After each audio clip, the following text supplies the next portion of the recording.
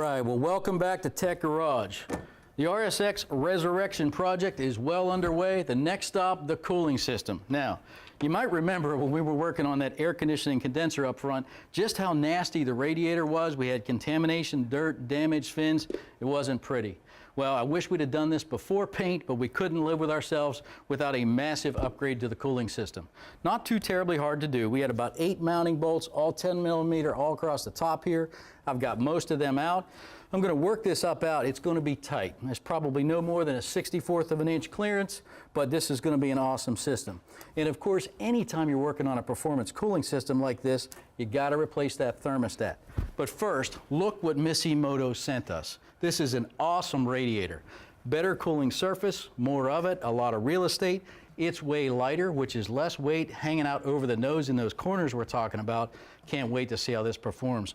And then look at the cooling fans. Super, super light, but a tremendous amount of real estate and cooling surfaces. So this is going to be awesome. And you remember, anytime you're putting a radiator in, be sure you use cardboard here. You got to protect those fins. That's where the cooling and the magic happens. So I'm going to finish up getting the old one out. I'm going to jump into the thermostat next. And if you want to understand how a thermostat works, I think John's cooking something up. Well, I'm cooking something, Brian, and it's definitely not your lunch, but we'll get to that in a minute. Why do we want to replace a thermostat? Well, every time you get a car hot or overheat, it's a good practice to go ahead and replace it. Now, Brian's going to replace ours because we're going through the complete cooling system.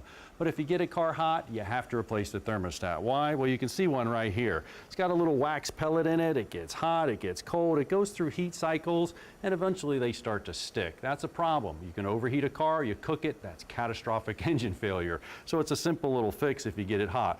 Also, go through your hoses. I mean, you can see inside this hose here, it got a little bit hot, starts to get all crusty in there, it starts to actually scale, starts to get non-pliable and thick, it starts to crack. You're going to have a problem. So go through your hoses and go through your thermostat.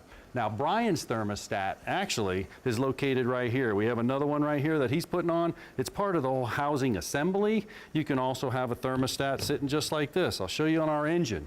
Our engine over here has a thermostat in the housing. You can see it right up here. So if we pulled that out, remember earlier I told you we had ours out because we're actually just flowing the coolant through, but if it had one, it would be right there. You remove it, take it out, change it, put it in, clean the gasket, put it back. It's really a simple process, and it's a heck of an insurance policy when we're talking about catastrophic engine failure.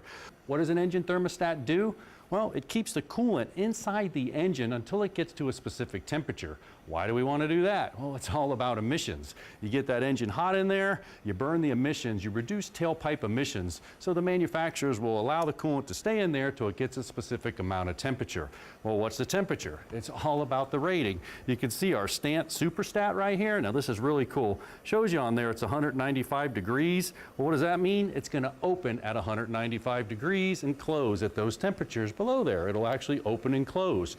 The Superstat's really cool because it has a bypass. So it fails, it's going to allow the coolant to still go through and you're not going to have catastrophic engine damage. Now, what am I cooking? It's the highlight of my day. I'm cooking a thermostat. So we can show you exactly what's going on. This water's boiling at 212 degrees. Then what happens, this guy should be open because I got the Superstat in there and it's boiling at 212 and it opens at 195. So when I pull it out here, I'll show it to you with my careful prongs.